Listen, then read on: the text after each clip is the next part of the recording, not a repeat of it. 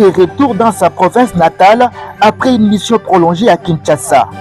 Dieudonné Kasaka, ancien ministre provincial de l'Intérieur du Tanganyika et figure éminente de l'IDPS, a marqué son retour par des déclarations fortes. Son séjour dans la capitale Kinshasa, ponctué d'échanges stratégiques, semble avoir affermi sa vision pour le développement et la sécurité de la province. Arrivé ce dimanche 7 décembre 2025 à Kalemi, Kasaka Dieudonné a immédiatement exprimé sa solidarité envers les victimes de l'insécurité, un fléau récurrent dans le Tanganyika. Il a insisté sur l'urgence d'une collaboration renforcée entre les autorités locales et la population pour restaurer une paix durable.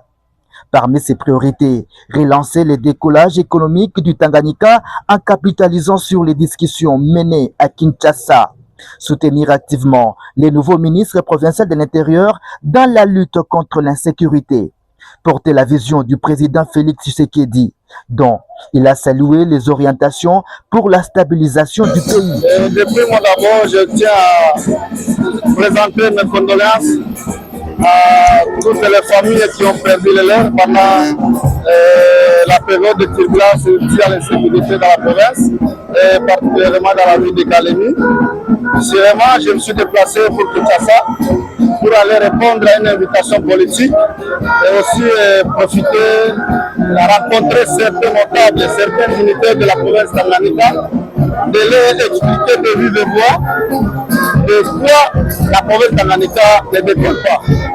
Parce qu'étant un ancien ministre de l'Intérieur et de la Sécurité, nous avons à comprendre qu'est-ce qu'il y a à la base du blocage de la province et donc ensemble nous pouvons faire quelque chose. Voilà pourquoi nous avons eu à rencontrer plusieurs personnalités, tant politiques que civiles. Et je pense que nos doléances ont été bien comprises.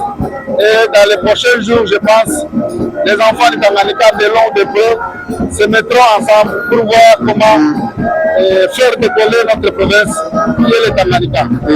Je pense, et comme on a toujours dit, la sécurité c'est une affaire de tous. Mais quelle manière de procéder?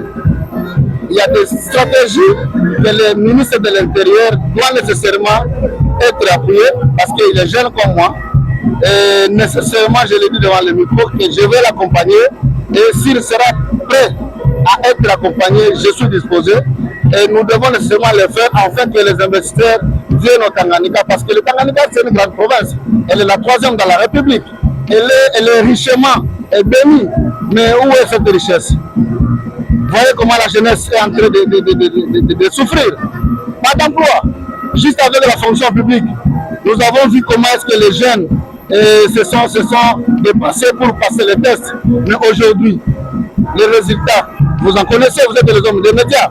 Tout simplement parce qu'il n'y a pas d'emploi. Voilà pourquoi nous devons ensemble travailler, unir nos efforts, en fait que la paix revienne dans la province et que les investisseurs viennent parce qu'ils sont disponibles. Malheureusement, l'insécurité est à la base de ces refus.